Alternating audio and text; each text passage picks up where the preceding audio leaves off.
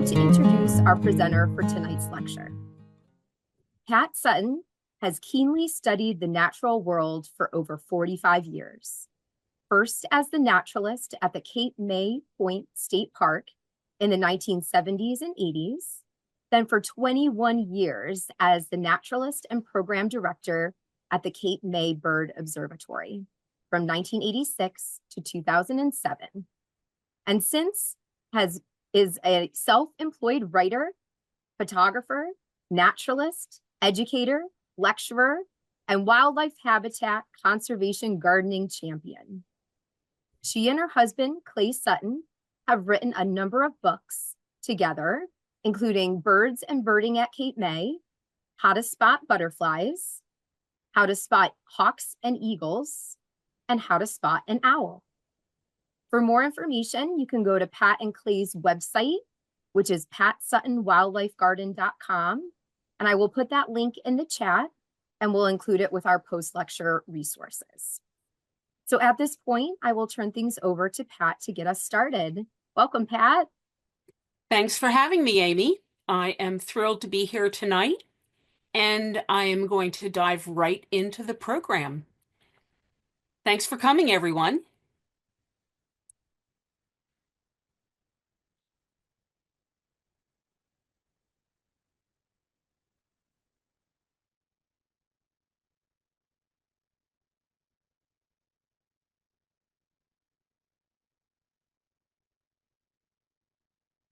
It's really fun for me to have this opportunity to share the passion that I have for the natural world and how we can all help wild birds as well as pollinators and all the other fun stuff. Frogs and toads, dragonflies, mammals, how we can help them all by creating wildlife habitat on our own properties. And I'll bet that each and every one of us has savored a special moment, a special joy, when birds are drawn to our own wildlife habitat. Birds that we might not otherwise have seen, like these elegant cedar waxwings. Perhaps you've stopped what you were doing and smiled as a Carolina wren sang its sweet song, "Tea kettle, tea kettle, tea kettle." Each of us has been dazzled, no doubt, by the beauty of northern cardinals in a snowstorm. And think about winter. It is one of the hardest times on birds. You and I, we can go indoors and warm up. But imagine living in this icy, freezing, cold environment 24/7. There is a lot that each of us can do to ensure that birds will survive winter storms. And I don't mean just putting out a bird feeder. During this program, I will share many tips to help you make your property more wildlife friendly. And many of these tips are common sense once you understand the consequences of your actions. The result of a wildlife-friendly yard is an abundance of backyard birds to study and enjoy. Our little half-acre property in Cape May County has attracted 213 different birds in the 48 years that we've lived here. So let's take a look at some of those backyard birds. We puzzle over birds, and sometimes they puzzle over us. And if you're struggling to figure out the birds in your backyard, you need a field guide. There are lots to choose from, and these are just a few of them. My favorite is the Sibley Guide. The Big Sibley covers the entire U.S., or get the pocket-sized Sibley for the East. Learn to read the range map so you can easily appreciate birds in your backyard, and learn where a bird spends the winter, blue on the Sibley Guide map. Learn where a bird breeds in the spring and summer, orange on the map. Notice that purple indicates that a bird both breeds and winters in that area, and yellow shows places a bird just passes through during migration, either heading north in the spring to its breeding range or south in the fall towards its wintering range. I'll show you how a field guide can help you learn more about all birds, including one of our favorites, ruby-throated hummingbird. This is the Sibley Field Guide page for ruby-throated hummingbird, and it shares the obvious, what a ruby-throated hummingbird looks like. This is addressed very thoroughly in the Sibley Guide, showing an adult male with a sun on his throat, an adult male with no sun on his throat, an adult female, a subadult male, a subadult female, and the bird in flight. It also shares a bird's length, wingspan, and weight, a bit about the call and the range map, and notice how ruby-throated hummingbirds breed all over the east, all the way north to the Gaspé Peninsula in eastern Canada. Purple is year-round. So you can see from this map that they breed and winter in coastal North and South Carolina, Louisiana, and a tiny area in Texas. Blue is winter, so you can see that they winter in southern Florida, but the bulk of our ruby-throated hummingbirds winter off the map in southern Mexico, south to Costa Rica. But a field guide is all about identification. So you also need a book to answer all your other questions about the natural history of birds in your backyard. These three are all excellent. My favorite is the Birder's Handbook. For each bird, the Birder's Handbook shares where the nest is, and in this case, in a tree, how high up the nest occurs, 10 to 20 feet, but it can be as low as 6 feet and as high as 50 feet. The shape of the nest, cup-shaped in this case. Who builds the nest? The female hummingbird does all the work. How many eggs? Who incubates? The female. So only the female hummingbird does that task. How long she incubates, 11 to 14 days. When the young fly or fledge, so 14 to 28 days later. What they eat, nectar and insects, and how they eat, by hovering.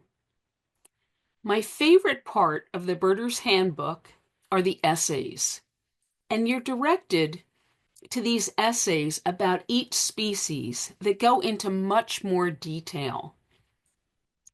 The essays are on facing pages and answer so many additional questions you may have about a bird.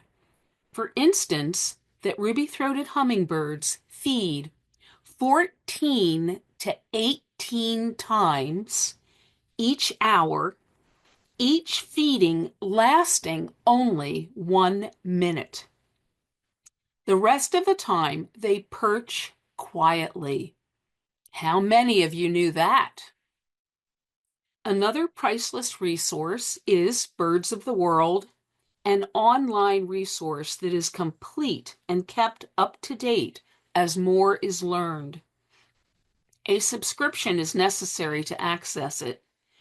Anyone with a residence in Cape May County, where I live, is extremely fortunate because our library is one of very few in the country that has a subscription to Birds of the World. So we can access it with our library card. Once on site, type in the name of any bird you want to know more about, like ruby-throated hummingbird, for instance. Scroll down the page to read each topic covered in depth about ruby-throated hummingbird, including general information, the range map, and then click on each header to the left to learn more about that topic. Another set of books you want to read and learn from include books about bird watching, how to do it, what to know about optics, record keeping, etc., including our own Jack Connor's book, The Complete Birder.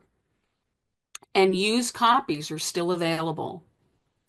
Be sure to tap books that open your eyes to good birdwatching spots near where you live. Clay and I wrote the book, Birds and Birding at Cape May, which covers not just Cape May County, New Jersey, but also up through Atlantic and Ocean County on the Atlantic coast, and up through Cumberland and Salem County along the Delaware Bay shore. And those of you in the Philadelphia area will want to visit the Delaware Valley Ornithological Club website. Clay joined DVOC in 1978, and I joined in 1983 when women were admitted. Under birding, hotspots are shared as well as monthly recommendations of where to go and what you might see there. And the calendar shares dates of bird walks and dates of meetings and the meeting topics. To see birds and learn more about them, you can also create a wildlife habitat on your own property as we have, and that is what this program is all about. You want to offer nectar spring through fall for pollinators, like this tiger swallowtail on sweet pepper bush, a lovely native shrub, and realize that your efforts on behalf of pollinators are likely to attract insect-eating birds, like this great crested flycatcher, and this common yellowthroat, with its bill full of butterfly and moth caterpillars to take back to its nearby nest to feed its young. If you're luring wildlife into your yard, it is essential to keep your garden and yard pesticide-free. You want healthy butterflies, don't you? Butterflies and other pollinators are insects and will be done in by pesticides. Don't be duped into thinking that organic pesticides are okay. They kill insects too. In the yard where I found this freshly placed sign several falls ago, there were 8 dead, dying, and convulsing migrant monarchs on a fall day. One of the biggest reasons some yards are unattractive to birds and other wildlife is that they're landscaped with excessive lawn and non-native plants. Plants like crepe myrtle. Anyone know where crepe myrtle is from? China and Korea. It can be a challenge to go native since nurseries are filled with non-natives that may be pretty, like these Bradford pears, but might as well be plastic because of how little they offer to wildlife. Sadly, landscapers aren't much better, overusing these same non-natives and often invasive trees.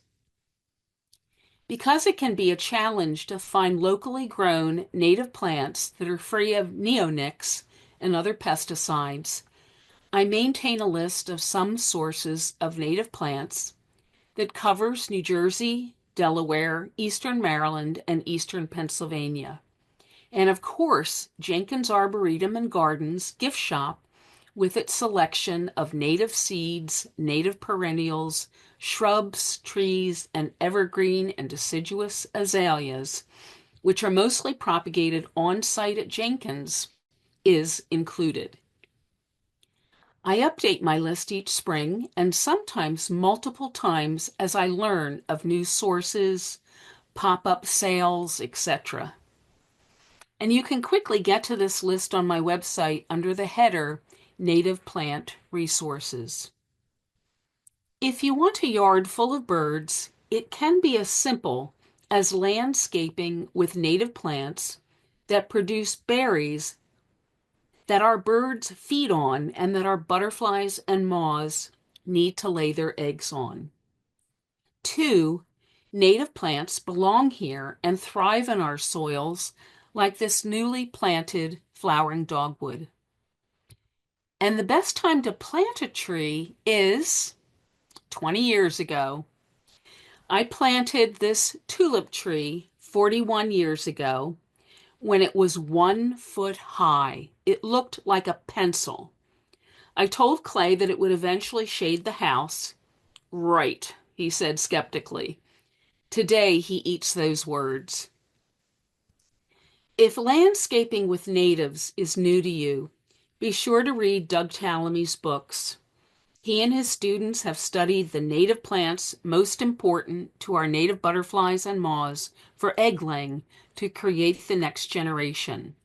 And all those butterfly and moth eggs hatch into tasty caterpillars that our insect-eating birds feed on and that our songbirds need to feed their young. You'll also want to utilize my list of New Jersey's native trees, shrubs, and vines that are beneficial to birds. And living and working at Cape May, which is world famous for the migration that occurs here each fall and also in spring, I've had a front row seat where I've witnessed countless migrant breeding and wintering birds feeding on the fruits, the seeds, the cones, the catkins of our native trees, shrubs, and vines. And these observations, coupled with some excellent resources, enabled me to compile this list of 44 trees, 38 shrubs, and 11 vines native to New Jersey and the East. The numbers next to each are the numbers of birds that feed on each of these native trees, shrubs, or vines. So you can readily see those that are most beneficial. Numbers of bird users would be even higher if we were including birds across North America that fed on the fruits of each of these native trees. With Tallamy's information readily available, I added an addendum to my list to include the number of caterpillar species that each use as a host plant. You can find this handout on my website under Native Plant Resources. One of my favorite native trees is hackberry, with its bumpy bark. The hackberry that is so common to South Jersey is dwarf or Georgia hackberry, and it loves our sandy soil, and as you can see, is not dwarf at all, but can grow quite huge. Here at Reed's Beach, a grove of hackberry trees right next to the Delaware Bay. And here are its new fruits in June, and by late fall and winter, these fruits are favored by 25 different birds. Flocks of American robins feast on ours. Plus, 41 butterflies and moths lay their eggs on hackberry, including American snout, question mark, and question marks lay either single eggs or stacks of jewel-like eggs on the underside of hackberry leaves. The question mark caterpillar can take care of itself. It's really too scary looking to be readily gobbled down by hungry birds. Hackberry emperor and mourning cloak also lay their eggs on hackberry. And mourning cloak caterpillars are communal. They remain together, maybe for safety. Back to the birds you're trying to attract to your yard. Many of them feed heavily on butterfly and moth caterpillars, just as this Parula warbler is doing. And birds are going to find an abundance of caterpillars in yards with an abundance of native plants. Think about your own yard. Do you have native plants? Or do you have Bradford pear, crepe myrtle, Leland cypress, autumn olive, burning bush, and some other non-natives maybe? If so, they're not providing berries our birds can eat, nor can our butterflies and moths use them for egg laying.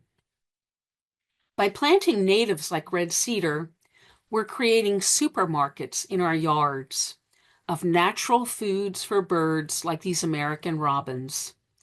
and feasting cedar waxwings, all drawn to beautiful blueberries on female red cedar trees. These last few photos of robins and cedar waxwings feasting on red cedar berries were taken in my front yard on a tree I planted over 25 years ago as a seedling when it was too young to tell if it was a male or female tree. I was thrilled when it began bearing small blueberries and became an important and plentiful natural food source for birds. Providing cover for birds and other wildlife in your yard is just as important as providing food. Native evergreens like red cedar offer perfect cover for nesting, sleeping, hiding from hungry predators, and to tuck into to avoid harsh weather. Even after heavy snowfall, ground-feeding birds can still find berries and seeds and insects on the open ground under evergreens. Here's a yellow-rumped warbler doing just that. And here are American hollyberries, sweet gum balls, acorns, and other tasty treats. Another lovely evergreen to use in your landscape to provide cover is American holly. 13 birds feast on American holly berries, yet try to find this native tree available for sale at your local nursery. Most have English ivy or English holly instead. And what's not to love about American holly, I ask you? Again, you'll have to frequent and support native plant nurseries to find native trees and shrubs local to your area. Here's a northern cardinal tucked into an American holly during a winter snowstorm. We look out and complain about the weather from our warm houses. Birds don't have that luxury. And we complain about that weather, and yet we're inside. But birds are tucked into whatever cover they can find to try to survive the winter storm. Many people make the mistake of having a wide open yard and plunking a bird feeder or a bird bath in the middle of it. Bird feeders alone will not successfully attract or benefit birds, especially in a wide open yard like this. Birds are vulnerable when far from good cover, and they are too at risk from predators. But create cover nearby, as we have with American holly evergreen plantings, and birds will feel safe because they have dense cover to dash into. If you don't have islands of evergreens, or if you've lost the lower branches of your white pines during winter storms, as we have, build brush piles in late fall and through the winter with fallen branches so birds can escape into them to avoid hungry predators like sharp-shinned hawks or stray cats. We've covered a lot of ground so far, addressing just what might entice birds to your own backyard. Food in the way of berries and seeds, cones and catkins produced by native trees, shrubs, vines, perennials, and grasses. Healthy insect populations, remember all those hungry caterpillars on native plants. We've addressed cover, building brush piles, planting native evergreens. But you want to be sure to also offer water. We maintain bird baths year-round and other water features during warm months. A water source is essential to all wildlife, especially during drought years and years with scary high temperatures when everything in the wild has dried up. And during winters when freezing temperatures persist and any bit of water is frozen solid. A heated bird bath is the solution. This flock of 8 eastern bluebirds were drawn to our heated bird bath this year on January 21st, when the temperature was 11 degrees. Obviously, for a heated bird bath, you need a power source. This one can rest on the ground or be clamped to a porch rail. And this bird bath is kept open with a de-icer that rests in the bird bath. A heated bird bath is a lifesaver to birds and one of the busiest spots in a habitat in winter, especially brutally cold winters. Here with a flock of American robins. A water source pulls in normally hard to see secretive birds like this brown thrasher, gray catbird, hermit thrush. In the summer months, we maintain 4 different bird bath stations. This station offers lots of cover where bird baths are tucked in front of hollies and under an elderberry bush and pokeweed plants. A lush understory of common blue wood asters also provides cover. The shrubs provide staging areas where the birds can land on branches, drop down to the water, drink and bathe, then hop up onto the branches again to preen. Almost 10 years ago now, we replaced this concrete 2-tiered fountain. It was always great at attracting birds. They love the sound of moving water. But it had become far too heavy to lift, clean, and maintain.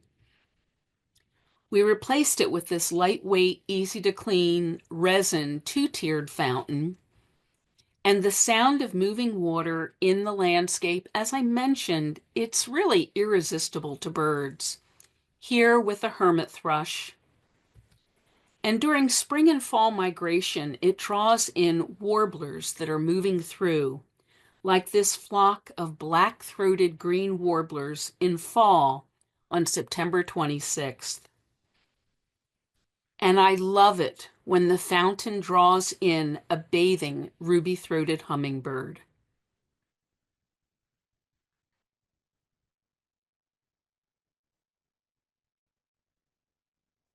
Here, taking a drink,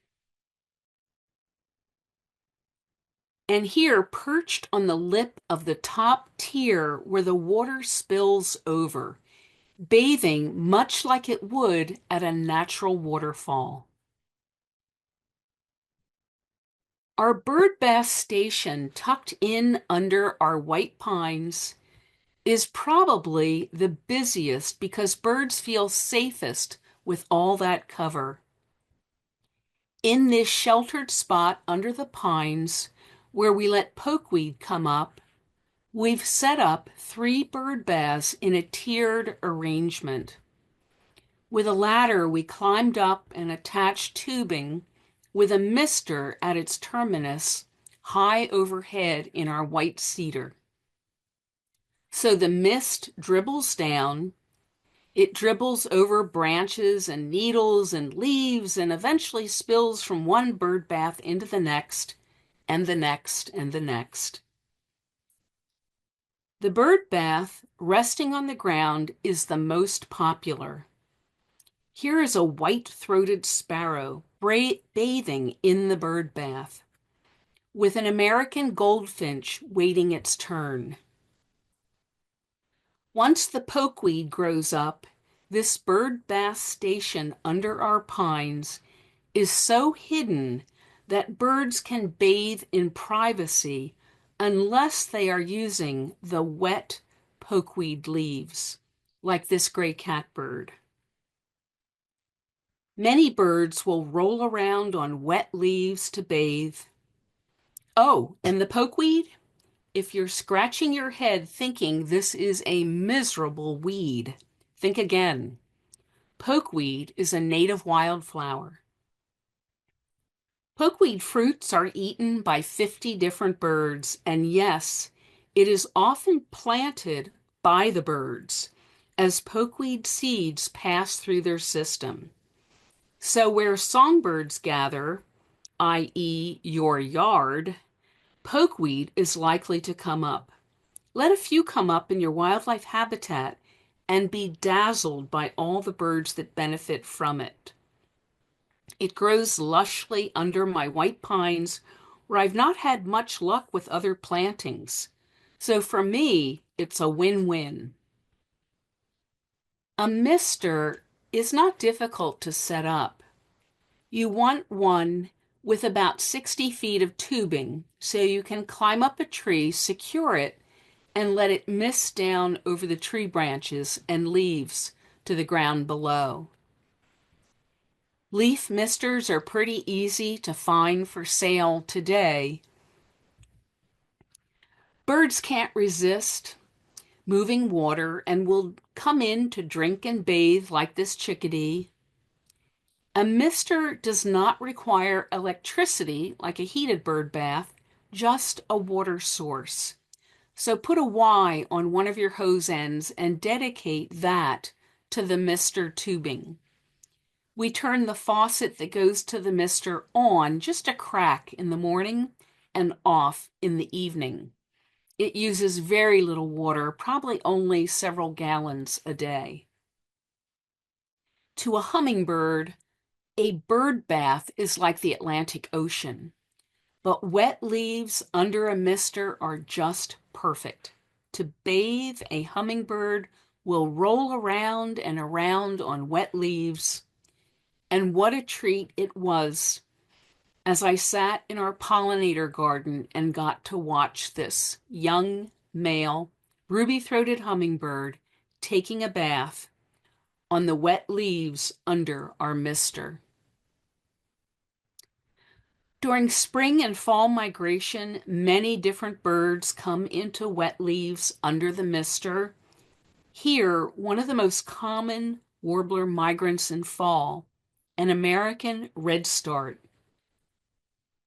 We fondly call female and immature male American redstarts yellow starts. In August and early September, warblers are migrating south far earlier than most people realize. You might wonder why. They feed on insects, so they're heading to Mexico, Central America, and northern South America, where insects are plentiful through our winter months. This blackpoll warbler also bathed on wet pine needles under our mister. And blackpoll warblers are coming from northern boreal forests where they breed, and they're headed off the map to South America where they spend the winter. Many blackpoll warblers make this migration completely out over the ocean in a single overwater flight. So to see one in our habitat is remarkable.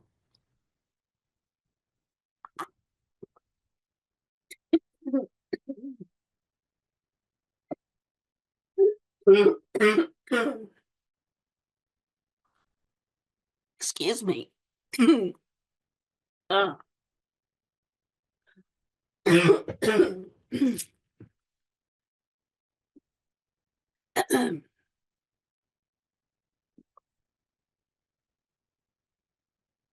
This is our fourth water station in our wildlife habitat, our waterfall, and it's tucked into deep cover under our towering tulip tree and the understory alternate leaf dogwood.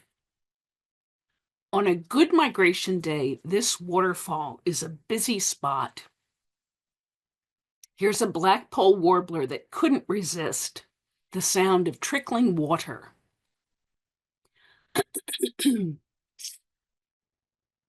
A few of the many other warblers we've seen in our yard include this worm-eating warbler, countless northern water thrush, and here's one with a yummy bug. many palm warblers each October, and dozens of yellow-rumped warblers in late fall. Having bred to the north of us, yellow-rumped warblers are one of the few warblers that may winter here. Most warblers are strictly insect eaters and need to migrate great distances to Central and South America for the winter, where insects are plentiful.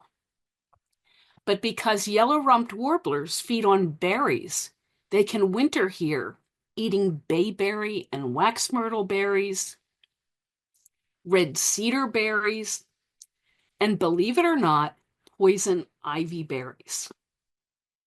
All of which I have in my wildlife garden.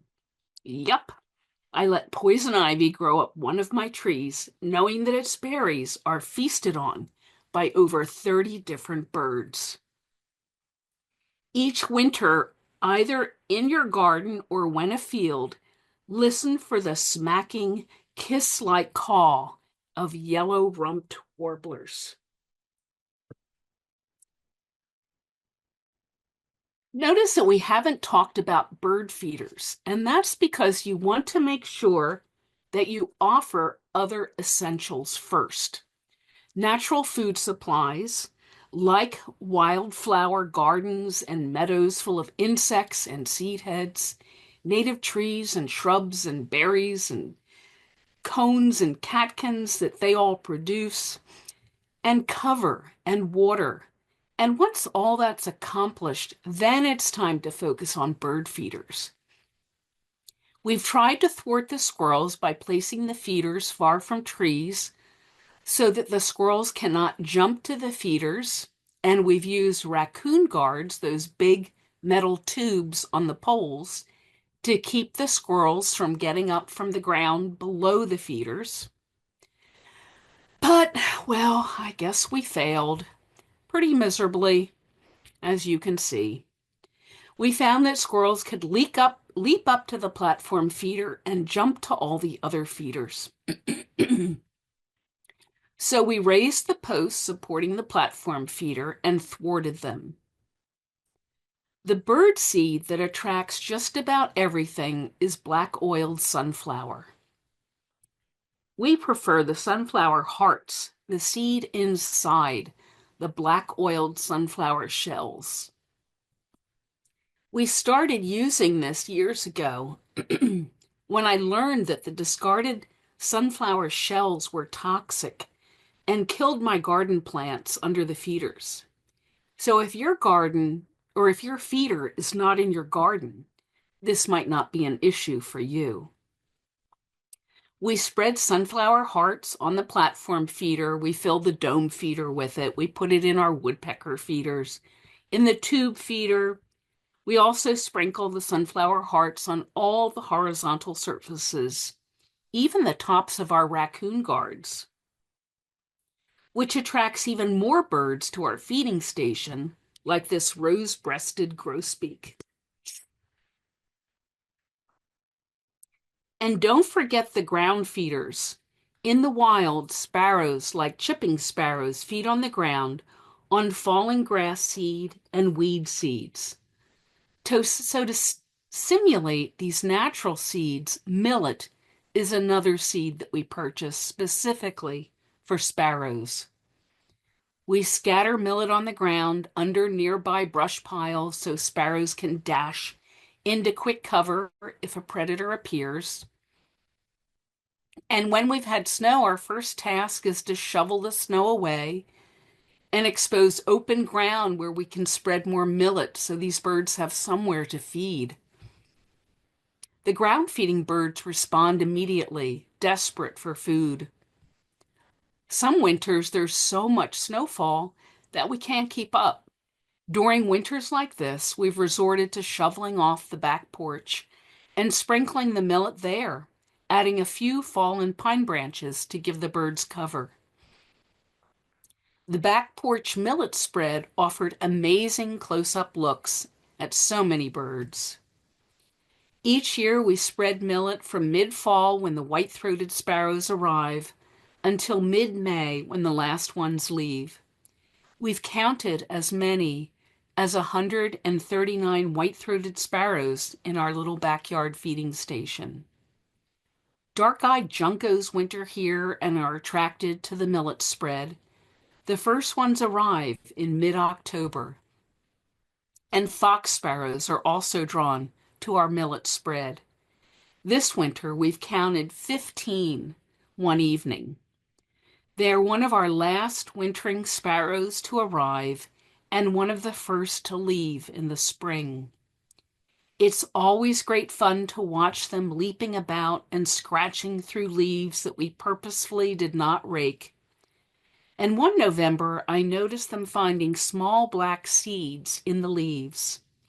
I went to the Birds of the World to look up their preferred food and found that they eat American strawberry bush seeds. Well, I'd planted an American strawberry bush under our tulip tree, which looks like this in mid-October, and fox sparrows were finding strawberry bush seeds on the ground in late November. So how cool is that? Look how far they've traveled to reach us. Having bred in boreal forests in northern Canada, we also maintain suet feeders, which is especially important in winter. Woodpeckers are always attracted, like this female downy woodpecker. And we maintain the suet feeders year-round because we found that adult birds bring their young into them. Here, a newly fledged downy woodpecker on June 15th. In winter, when it's really cold, you'll find a whole parade of songbirds feeding on the suet. The fat intake helps them survive severe cold spells. Here, a tufted titmouse. And here, a white-breasted nuthatch. Warblers, too, like this yellow-rumped warbler. As spring approaches and our breeding warblers begin to arrive, some of them also feed on the suet, like the pine warbler in the lower left and the stunning yellow-throated warbler at the top. Gone are the days of easily getting fat from a butcher, but packages of rendered suet with seeds and nuts are readily available. Good friends with crazy busy feeding stations recommended Orange Delight no melt suet, and my birds love it. I put 2 packages back to back in this suet cage that excludes large birds like grackles, which can do in the suet in probably an hour. Yes, our feeders also attract large flocks of common grackles. And common grackles are piggy. They can empty the feeders in no time, especially when huge flocks of them come into a yard. Common grackles are a native bird, stunning when the light hits them. European starling also feed in large groups, as do flocks of blackbirds, red-winged blackbirds, in winter. Here's a male red-winged blackbird with 2 common grackles. We've thwarted these large flocks of piggy birds like the grackles and starlings and blackbirds by only filling our feeders late in the day after the grackles and starlings and blackbirds have gone to bed. And we'd found that many of our favorite birds feed late in the day and early in the morning, when there's still some seed left in the feeders before the flocks of piggy birds arrive. Some birds are with us much of the year, especially if we maintain feeders and have a wildlife-friendly yard.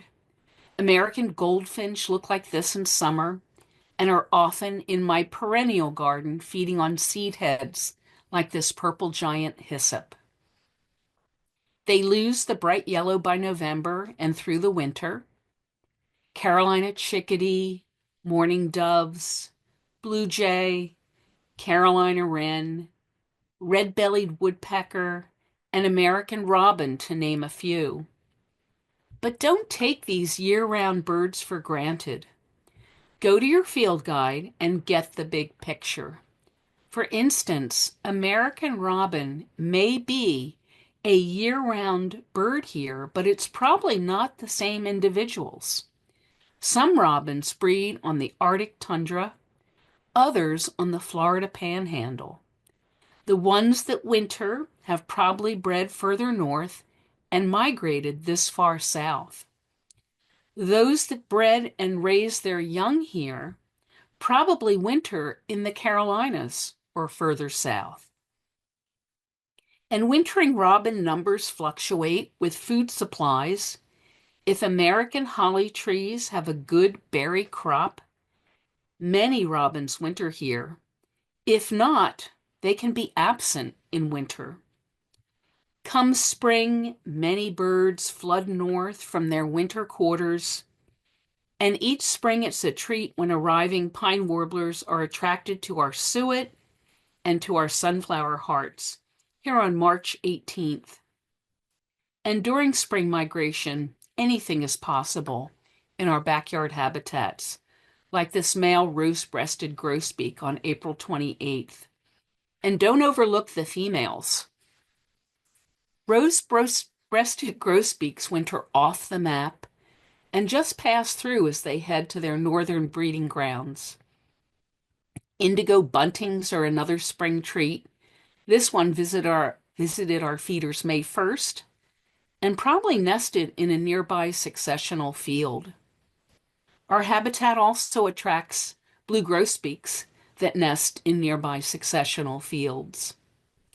Our feeders and habitat has attracted some off-the-charts rarities, like this black-headed grosbeak in the winter of 1998-99 here on February 9th. This is a western bird. It should have been down in Mexico or beyond on February 9th, certainly not here on the East Coast. Just as rare was the adult male varied thrush that visited our wildlife habitat on Christmas Eve 2010.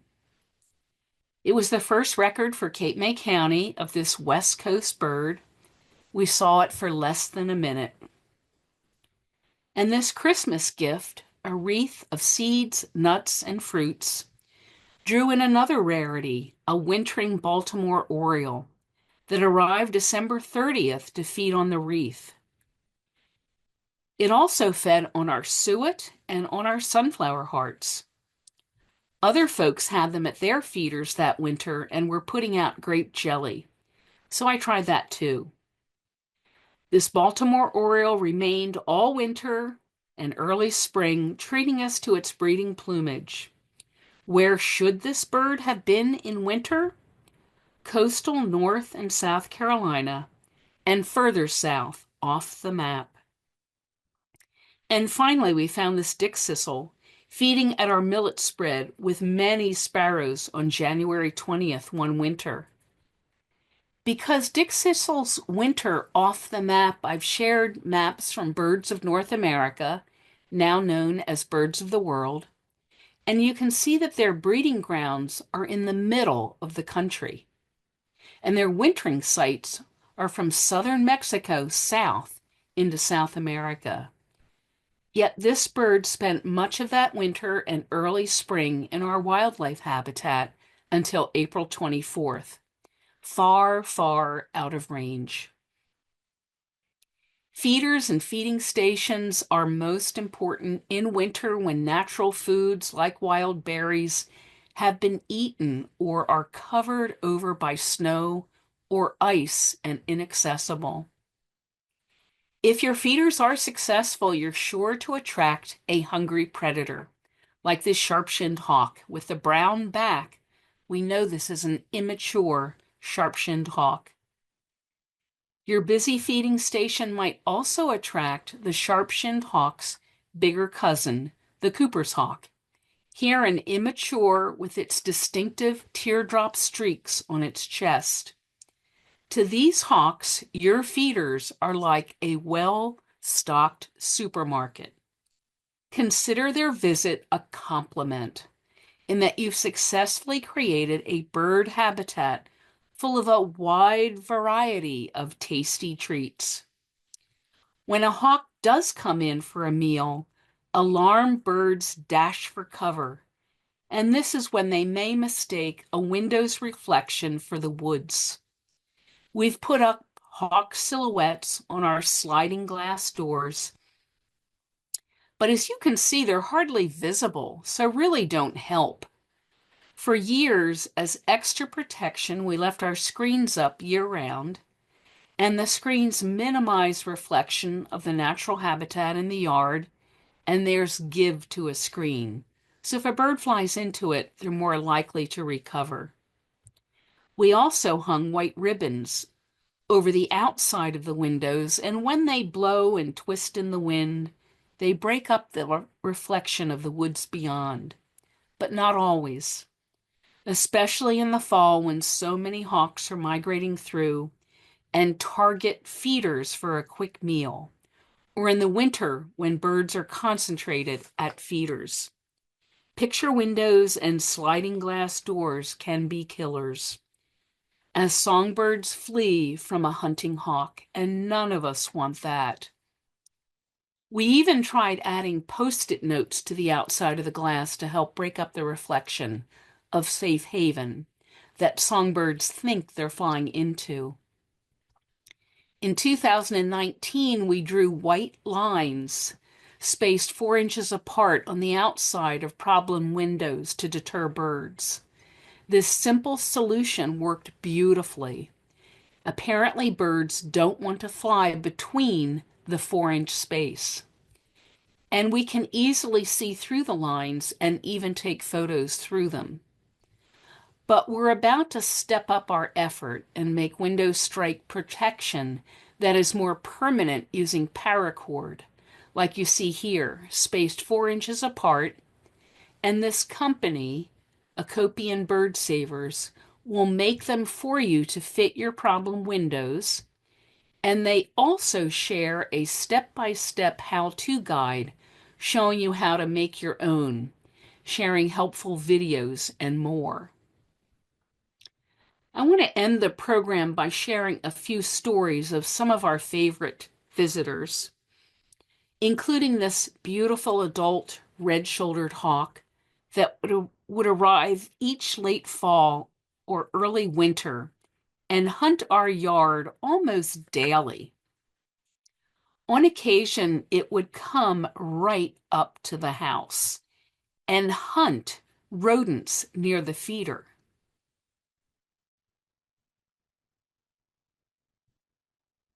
We've nicknamed this frequent visitor Red.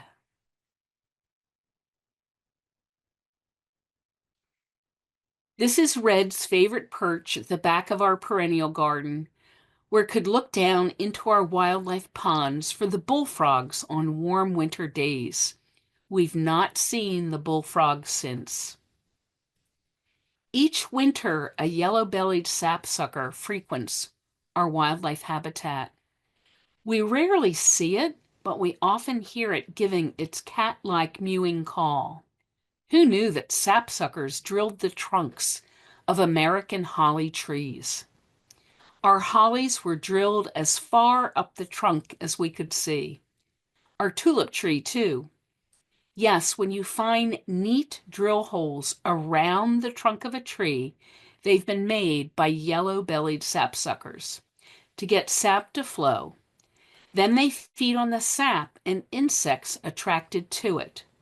The tree easily heals over and isn't harmed. One very special winter day, looking out my office window, I caught sight of a beautiful adult male yellow-bellied sapsucker in the red cedar out front. This is the same berry-laden female red cedar I planted as a seedling. Notice the sapsucker's red throat. This tells us it's a male. The adult female has a white throat, and they're only here in winter, and they breed to the north of us, some of them far to the north. To my delight, it was gobbling down red cedar berries, one by one. I couldn't have been prouder since I'd planted that native tree. Here's another very special bird that our wildlife habitat attracts, American woodcock. This woodland shorebird feeds almost exclusively on earthworms. And here is an earthworm about to go down the hatch. There are many choices we can make to ensure that our yards will be more bird friendly. For instance, this garden in front of the house here in late fall and here in winter. And as you can see, we haven't tidied up, but instead left the garden standing. This south-facing garden is warm and protected even on the coldest winter days, and it's where this American woodcock survived the winter, where it was able to probe down through accumulated leaves and reach thawed ground, where it found earthworms. Because we don't rake leaves but let them lay, accumulated leaves keep the soil from freezing, and hungry robins as well as American woodcock are able to probe successfully for earthworms in our habitat, even in the dead of winter. And here's another story I'd like to share. Carolina wrens are abundant in our yard, and it is no wonder with all the insect life available on our native plants. They nest wherever they can, including in our hanging basket. What a delight. So we get more out of our hanging baskets than most people. Here in summer, we leave them hanging all winter. You might ask why. Well, Carolina wrens survive bitter cold winter nights nestled down in one of our baskets or nestled up under the front porch overhang. Probably one of the safest nighttime roost sites considering our neighbors' outdoor cats. And probably this audience is well aware of outdoor cats and just how many birds they take in the wild. Something like 3.7 billion birds and 20 billion small mammals each year.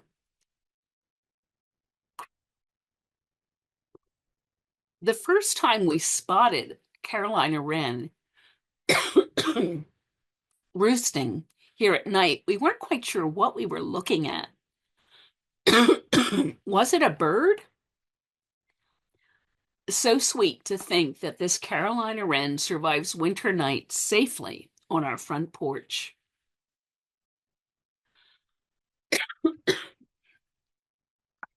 So hearing this, a dear friend gifted us with a wren roosting basket.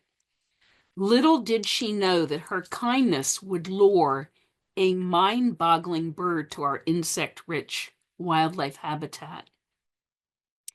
This beautiful male prothonotary warbler began singing in our yard one May.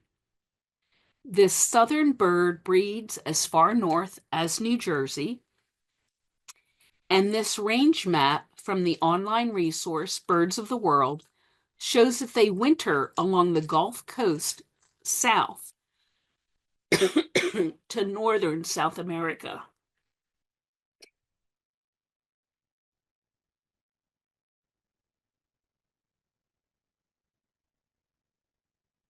Sorry about that.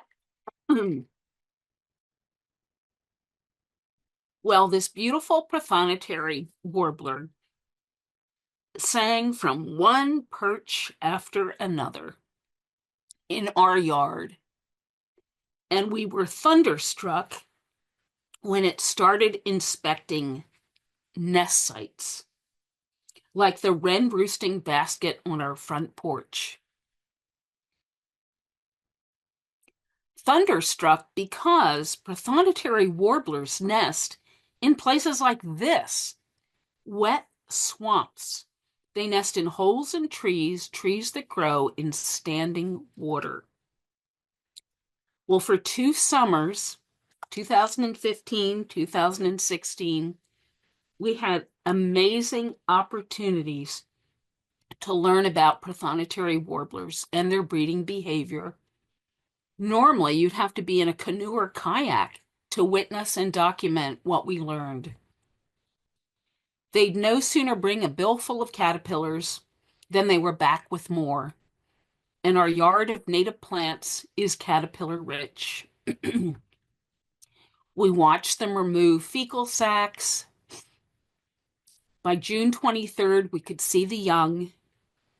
The first one fledged on June 24th, 2 more on June 25th, and the following spring they returned earlier on April 23rd. By May 17th, they'd laid 5 eggs, and we had many opportunities to see the sneaky route they took to bring food to the nest, often landing in our arbor and following vegetated edges to reach the nest. With billful after billful of tasty caterpillars. By June 9th, the young were ready to fledge, and off they went.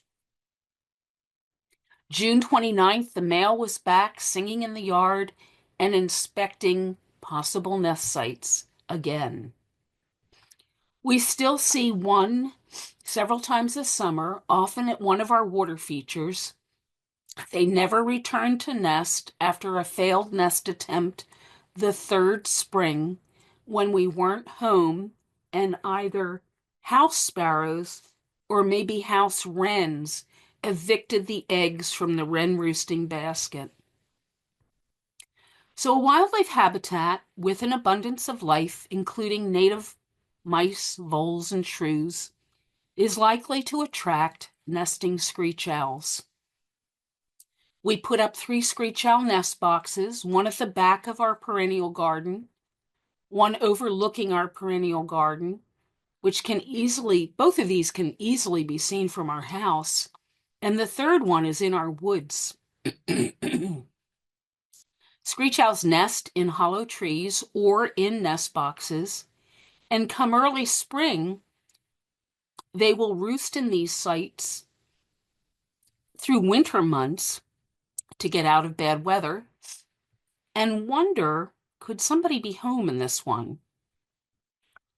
We've had eastern screech owls use these boxes. Here, a red one, a brown one, a gray one. And in winter, they'll roost in these boxes during bad weather. And yes, we certainly don't have 3 pairs of screech owls on our property.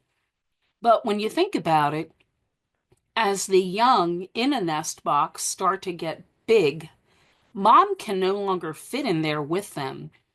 So we've realized that mom and pop probably use the other 2 boxes to stay in hiding near the nest site. It's not a surprise to us at all that we've attracted them. We have a wildlife habitat with a healthy native rodent population for them to prey on, and this one has spotted dinner. So our pollinator garden, it blooms lushly from early spring through the last frost. It's attracted 78 different butterflies and ruby-throated hummingbirds galore from mid-April through early October. This one at Carl honeysuckle in mid-May, bee balm in mid-June, white turtlehead in early August, cardinal flower mid-August. They nest in our yard multiple times each year. I haven't yet found the nest. One day, when I take the time in early spring to relax in a lounge chair, if any of you are gardeners, you know that that day may never come. And with my binocs at close hand, if I follow the female's flight path, I'm sure to spot the nest. We reclaimed our woods, which make up 1/3 of our property, from invasives, multiflora rose and Japanese honeysuckle. And today those woods are a rich extension of our wildlife habitat. There's my Pinkster Bloom azalea, purchased in 2009 right here at Jenkins Arboretum, a beautiful native pollinator plant.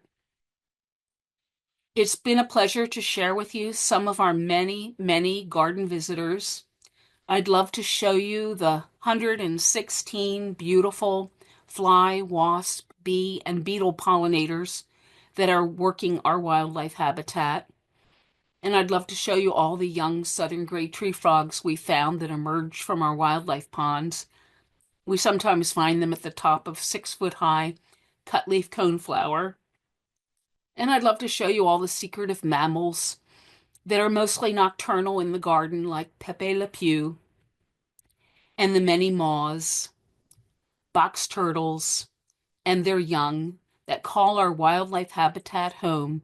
But that must wait for another day. To learn a lot more about wildlife gardening with native plants, visit my website. Don't hesitate to email me with a question. To quickly get to many of my handouts, click on the link Native Plant Resources. Well, you will find my Gardening for Pollinators handout, the backbone to many of my handouts. It shares many links to great native plant resources.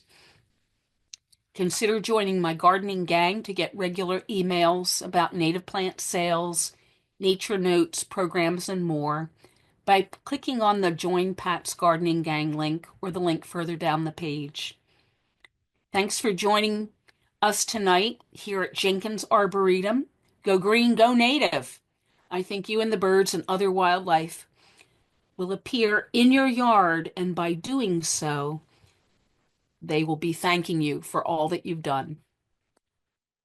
And I'd love to answer some questions. And I'm going to click on my video and stop sharing. Thank you so much, Pat. I'm going to try to bring myself back. There I Okay. am. Wonderful. Thank you so much. Thank you, I Amy. must say, I got really excited at the picture of the American snout butterfly. Yes. I love American snouts, and I made a happy little noise over here that you didn't hear, but I Nice. thought I'd share. That's so wonderful. And thank you Nice. for all of the shout outs about our garden shop and native plants that we sell. So in the resources links, for those of you who aren't familiar with our garden shop, I will include that so you guys get to take a peek. But if you want to save the date, we will be opening the garden shop officially on Friday, April 25th, and we will run our plant sale. We'll have a plant sale weekend for our opening weekend, April 25th through the 27th. And then we will be open for sale from that point onward till about mid-October.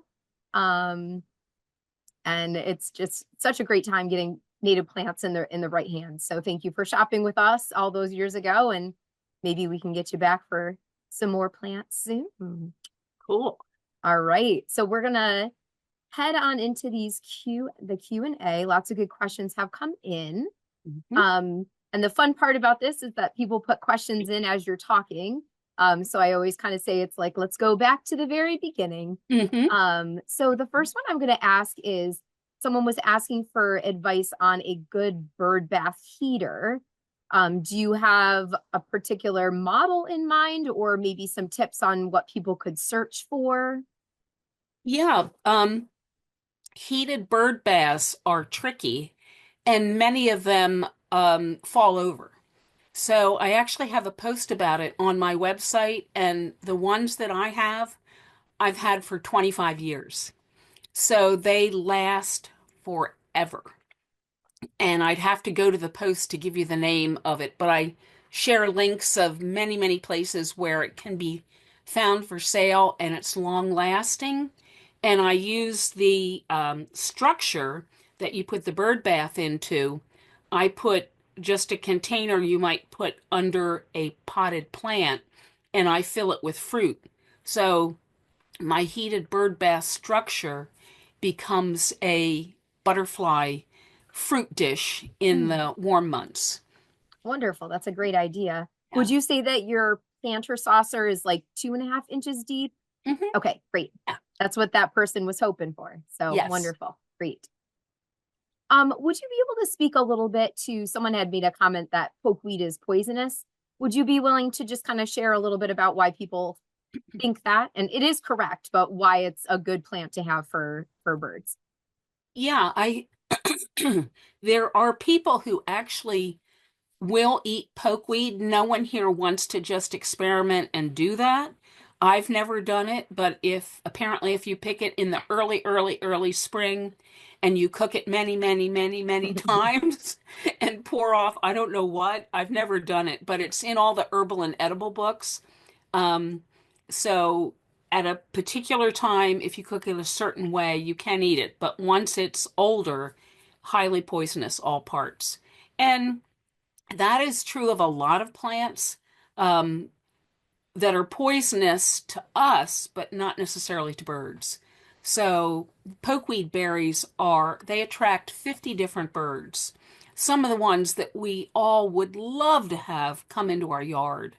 So it's just such a great wildlife plant. I Mm, adore mine. And it is a native wildflower. It's not a weed. And I even see butterflies nectaring on the inconspicuous flowers before it bears fruit. Wonderful. Thank you for sharing that. Mhm. This next question is that they have bird feeders near boxwoods, which are dying. So they're looking to replace that with possibly a dense native deer resistant shrub. Do you have any thoughts or suggestions for them? Looks like they actually do live in New Jersey.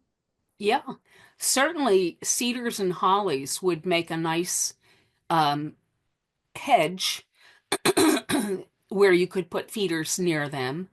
Um, I'm not sure. Maybe some other folks have some other suggestions, but Sure. they're my go-to evergreens, at least where I live here. Yes, and with that note, I am turning the chat back on. I said I would, and there I go. All right.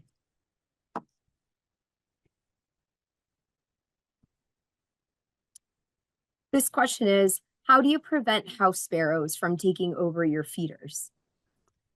House sparrows certainly are an issue, and we did not have them for a long time until our neighbor started feeding birds.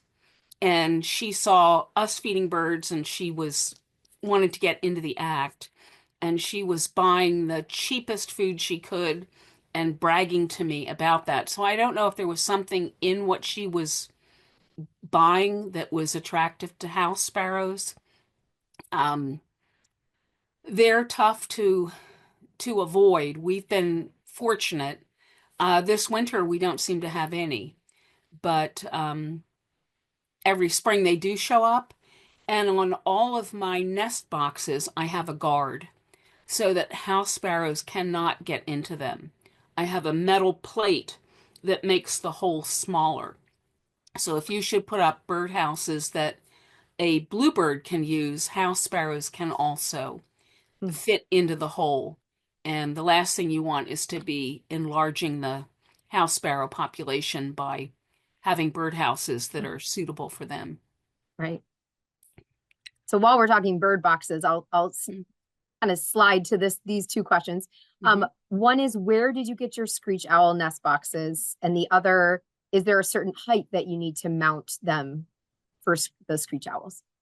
Yeah, our screech owl boxes are about 20 feet high, and Clay and I used to climb ladders to keep them cleaned out because the squirrels think we've put them up for them. And in recent years, we're not as comfortable climbing ladders, so the squirrels have taken them all over. Gotcha. We have to find a young person to come do that task for us. But many nature centers will sell them. That's probably your first go-to spot is check your local nature center and see if they have carry birdhouses, and if they don't carry screech owl boxes, see if they can direct you to them or get some in for you. Okay, great. This question is about length of time with feeding birds with bird seed. Could you talk a little bit more about maybe how long they should have the bird feeders active? Is there a time that you should stop putting seed out? Yeah, we start feeding when through the summer we will put sunflower hearts out because we have goldfinch that nest in the area and they'll bring the whole family group in.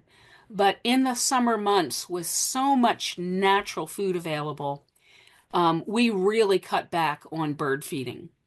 And you kind of want your bird feeding station to get cleaned up by weather. If you use the same site day after day, month after month, year after year, if a sick bird has come in, and it's diseased, you could really cause a situation with other birds in the area. So it's nice to have the summer months to not heavily feed. Mm-hmm. So I think come late fall, early winter is when we start to put out food, and that is when so many of your natural foods are becoming less available to birds. They've all been eaten, or as it gets cold, they're covered by snow or ice. So winter's really the key time for bird feeding. Although we probably continue to feed the birds through the middle of May, and that's because our white-throated sparrows are still here, and we're tossing out the millet for them. And other fun birds are passing through we might like to see, like rose-breasted grosbeaks. So Sure. sometimes we're feeding because we're selfish. We want to draw in some of these things. In the summer months, I do maintain hummingbird feeders. Okay. And I do that because the garden fluctuates. I have so many things that are blooming that will benefit hummingbirds, but last year with the drought, many of the plants I'd planted for hummingbirds, they bloomed and were done in no Mm. time. So if the birds were counting on just natural foods, there might have been periods where it was pretty sparse. Great. Thank you for that. Mhm. So you did mention a sick bird in there. So there's two back-to-back questions here that talk about avian flu, Mhm. and ask a little bit about any concerns with feeding wild birds, if it impacts songbirds. So maybe you can share a little bit of what you know about that. Yeah, I'm certainly not an expert on avian flu.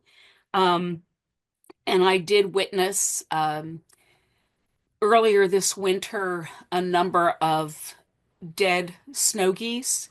So it's hitting geese, ducks, turkeys, large birds like that. From everything I read at that point, it was not something we needed to be concerned about with songbirds. So they were not in the mix. But I think we all want to keep an eye on that. Hmm. So our bird feeders are still a safe area, but that said, I think we want to be careful and keep them as clean as possible. Hmm. So swap out Yeah. a feeder that's been there a while if there's been rain and it looks like it's getting moldy or gunky, and swap it out with a new feeder and clean that initial one. So Hmm. keep things as clean as possible. Right. So you did not show any pictures of deer in your garden. Right. Someone asked, how do you handle deer in your garden? Is that something that you deal with, or are you fenced? It appeared you might have been fenced. Yes, that is a very good question. And having taught about wildlife gardening for years, that's the first question people have. Do the deer eat it? Do the deer eat it? Do the deer eat it? It becomes like this rhythm in the background, and the deer will eat everything. And years ago, we had English setters, and we put up a chain link fence in our open backyard where our perennial garden is, just to contain the setters. And we let it grow up in vines, and we don't see it today. It's pretty much hidden by a lot of vines. One wonderful wall is of fencing is covered with Carl honeysuckle. Mm. Another is sadly covered with Japanese honeysuckle and wisteria. So it's on a neighbor's property and my property. It's hard to get ahead of that. So we are fenced, and when we cleared the woods of multiflora rose, that was not fenced. And that evening, after we cleared the woods, we had a herd of deer in the Mm. woods where we'd cleared. And I knew that anything that came up would be eaten to the ground. So we put up netting that you can't find anymore, but at the time it was 4 inches by 4 inch opening, so birds could fly through it. And that to this day has kept the deer out. Mm. But yeah, I don't know that I could garden Yeah, if I didn't have the fencing. right. It's tough. So speaking of your woods, that was amazing. The before and after of reclaiming Oh, your woods. I'm yeah. sure this is a whole presentation in its own, but someone is asking what methods you used. Um, and did you plant natives for leaf to leaf combat? So maybe you can give just like a quick little snippet about your experience. Yeah. Um, I cover it a little bit on my website. So at the top of the website, there is an About button. And as you click on that, there's an About the Wildlife Garden. And as you look at that post about the wildlife garden, I have photos of before, during, and after, and how we tackled it. And I couldn't tackle it while I was working full time. I didn't even see it. Just you don't have time to realize all the things that need to be addressed. But um, I tackled it in 2009, and we hired someone who looked at it and said, I can do this in a day. And the first person who looked at it said, You're, you want me to do this over 4 or 5 years. And the second person, I love destruction. I can do this in a day. And with a brush hog in one day, he had chewed up all of the multiflora rose that was 12 feet high. Mm. He had just used it like a lawnmower, tilted it back, weighed it down, chewed it up, tilted it up, weighed more down, chewed it up. And in one day, he did that. And our whole property is a half acre, and the woods are a third of the property. Okay. So, doing the math, that's about how big it was. And we let things come up on their own, and it was like a nursery. Mm. It was flabbergasting how many sassafras and oaks, sweet gums, persimmons, hackberries, Wow. wild cherry. I mean, just if deer aren't browsing, Right, right. those seeds are in the seed bank, so they're going to come up. Even some wildflowers came up. Neat ferns came up. So it's really been a fun experiment. And then I've added to it with wonderful plantings like the Pinkster Bloom Azalea, Mm. which I love to pieces. And even though I don't have deer, I have rabbits. Yeah. And the rabbits ate that Pinkster Bloom Azalea to the ground. And I forgot I'd planted it till one year, one sad little branch had a chance to bloom, and I recalled that it was there. And at that point, I fenced it. Yep. Oh, I put a little chicken wire fence around it. That's awesome. Yes, Yeah. at Jenkins we struggle with rabbits as well. So Yeah. we feel your pain. Yes. Um, there is one question with the cedars. Do you grow Amelanchier as well? Do you have serviceberry? I, They're asking questions about cedar rust, yeah, and if that's yes. something that you deal with. Like apple rust from the cedars. Yeah, the cedar rust fungus. Mhm. Yeah. And apple rust is an issue here. Cedars are very common here in southern New Jersey. So I did plant some serviceberries, Mhm. shadbush, and I love it. It blooms. I've never really noticed much in the way of fruit. It grows locally, and it catches your eye when it's flowering.